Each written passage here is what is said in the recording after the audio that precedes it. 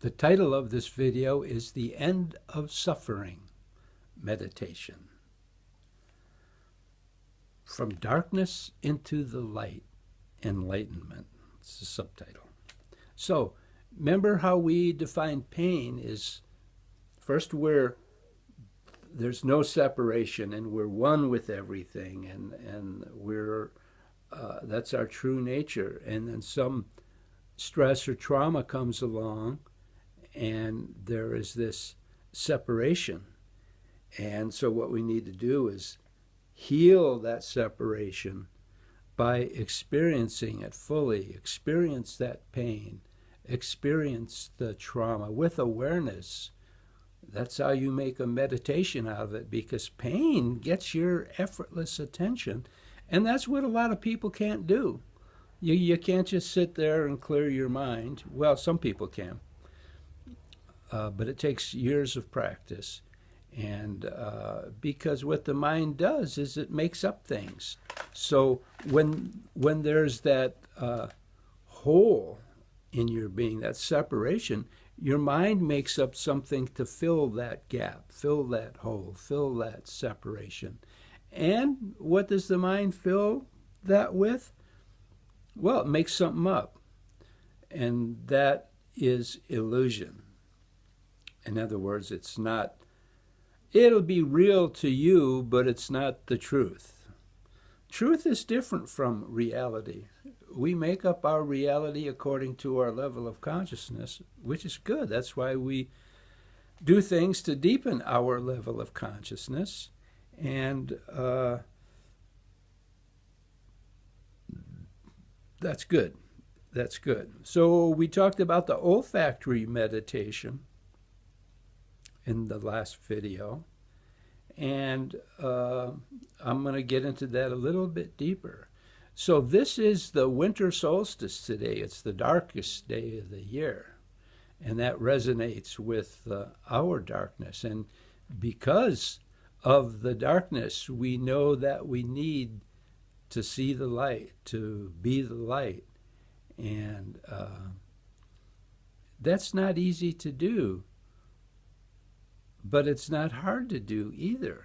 It's not easy to do because we've been programmed to think it's suffering and pain, and it seems that way. That's our reality, but it's not our truth. The truth is that we're enlightened because there is no separation. It's a front-end loader removing snow that was piled up in the center of the street.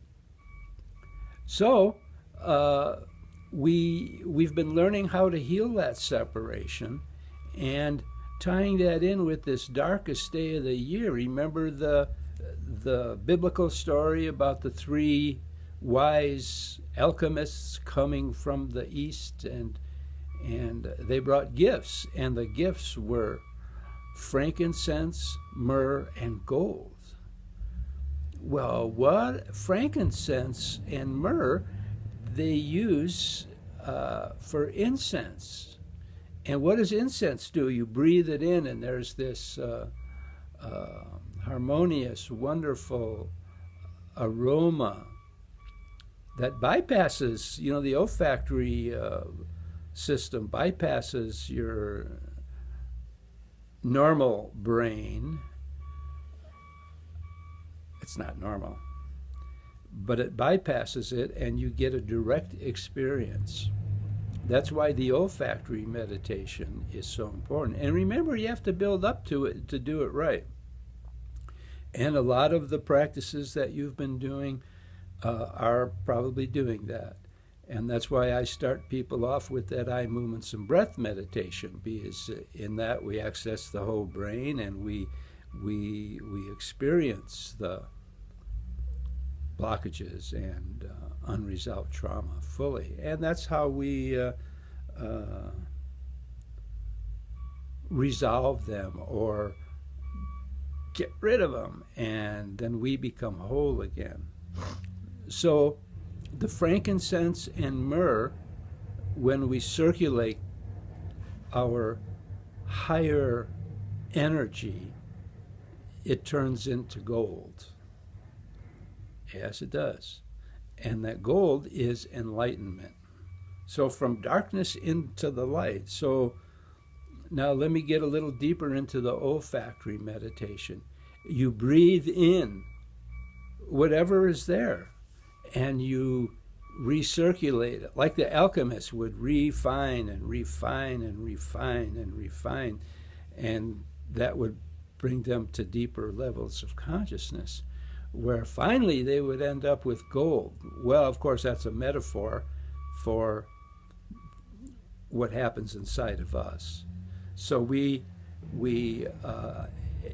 experience the blockages, we experience the pain, we experience the suffering, and then we breathe that energy in, and when we exhale, then it comes out through our pores of our skin and through our body, and we keep on refining that and refining it and refining it. In other words, we keep on doing that until the energy builds up and it's no longer pain. It's just an energy there in the body, a sensation. But now it's packed with power. So we keep on doing that, and the awareness and clarity, the lead is turned into gold, the darkness into light. And so we keep doing that with whatever we're experiencing, our feelings. And this is a meditation we do with our eyes closed at first. And I'll get into what I mean by that later, the eyes open part of the meditation. So that's the gist of it. We take our own generated pain and suffering, which we've made up with our minds, and what the mind makes up is really not real. It's not our truth. So by experience it fully, we go through that made-up mind, made-up reality that we made up for ourselves, imposed upon ourselves. And when we keep refining that and recirculating that energy, like the alchemist would do, is how we go through our stuff. So we experience whatever we are experiencing with awareness and clarity, and we recirculate that and recirculate it with the olfactory meditation, and then we go through the darkness that way and into the light. So now we're recirculating the energy that's like the dot of light at the end of the tunnel. And by doing this part of the olfactory meditation, that light gets brighter and brighter, and we're recirculating that energy and making it stronger. So we inhale whatever's there. It could be pain and suffering, it could be light. And when we exhale, we radiate that energy. And that radiation becomes stronger and stronger and stronger until it becomes light. So that light at the end of the tunnel out there becomes closer to us and closer to us until we are that light. And that's enlightenment. And it's not hard to do. That is not hard to do. We've just been programmed and conditioned to think it's hard, to think, oh, I can't do that, or I'm not good enough, or I'm this or that. Get rid of all that programming, and by the meditation, you experience it fully, and you watch the darkness get transformed into light. And then what we want to do is, we're surrounded by light now. That's our strength, that's our power. And then we want to spread that light to first those closest to us, to our family and friends and loved ones. And throughout the day, we bring that light of love to all people that we come into contact with. So be kind and compassionate and spread that light to people. You don't have to let them know you're doing it. In fact, if you let people know you're doing it, you're probably not really doing it. It might be the ego doing it. And we'll talk about that later too. So these little videos will go on, and but I'm doing this now because this is the winter solstice, and I'll be going in the hospital for an operation soon, and I wanted to get some of these videos out before that. And this is all you need. What I referred to on the last video about going back and look at some of my earlier videos, yeah, they're on YouTube. Some of them you have to dig for, and because I put them up there before, well, I have a channel up there, and you can go into my channel. Just in YouTube, search Tom Pritcher, Pritschcher, and then you'll have access to all those older videos too. And so, thank you very much. And be that light in every moment, because that's the truth. Remember, there's a difference between your made-up reality and the truth. It's capital T, truth. The truth is that you're already enlightened. And what that is like this again. That's why we bow down to people and we spread light to people.